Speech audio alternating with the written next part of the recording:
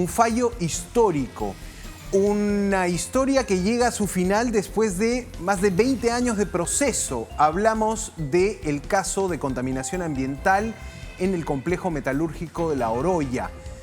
Por supuesto que esta historia toca al país y hoy el Perú ha sido sentenciado como responsable internacional por graves violaciones al derecho ambiental, a los derechos humanos, a la salud. Incluso hay fallecidos en el caso de La Oroya, un grupo de 80 personas que llevó su demanda por vivir en la ciudad de La Oroya, por ser afectados, ellos decían, olvidados por un sistema que permitió que crezcan sus hijos con una contaminación tremenda.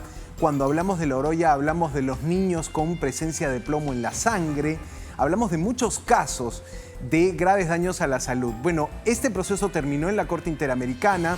El Perú fue demandado por estas personas y vamos a ver el momento del fallo, porque hoy se dio lectura a esta sentencia del país y efectivamente se recuerdan las responsabilidades que el país tiene con estas víctimas de delitos ambientales.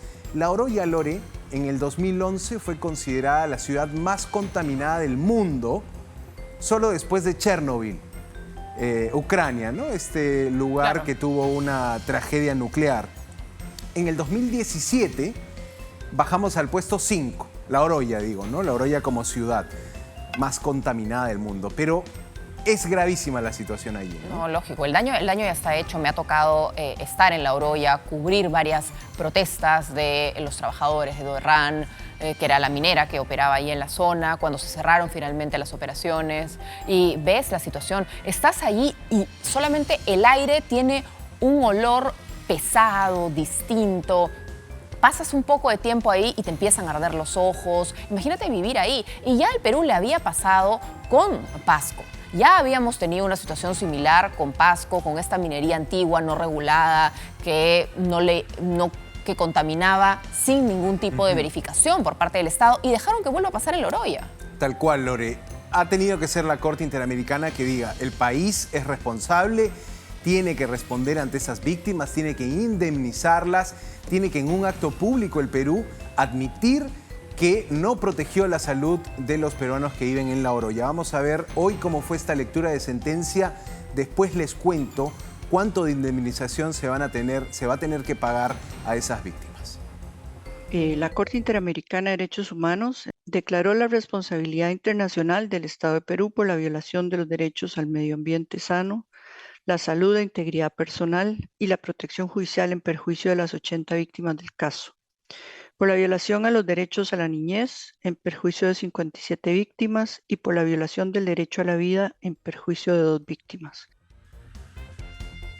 Ahí estaba claramente la relatora señalando que niños también han sido afectados, 57, 80 víctimas en total, 2 de ellas fallecidas. Un caso de La Oroya que es atroz y te muestra el daño que ocasionó tener este tema desregulado, este complejo metalúrgico, es el caso de Mari Cruz Córdoba Inga. Y vamos a ver la foto de su madre, una joven que presentaba problemas de salud desde niña y a los 17 años muere de cáncer. Esta es la madre que, acostumbrada ya a atender a medios a contar su historia, a varios periodistas le decía que su hija presentaba problemas cutáneos, dolores de cabeza fuertes. La niña murió, fue creciendo con cáncer y murió a los 17 años. El Estado va a tener que pagarle más de $400.000 a esta familia por la muerte de esta joven. Hay otro señor ya mayor, fallece, pero creció en La Oroya. También ese es uno de los 2 casos de muertes por los que el Estado se va a tener que hacer responsable.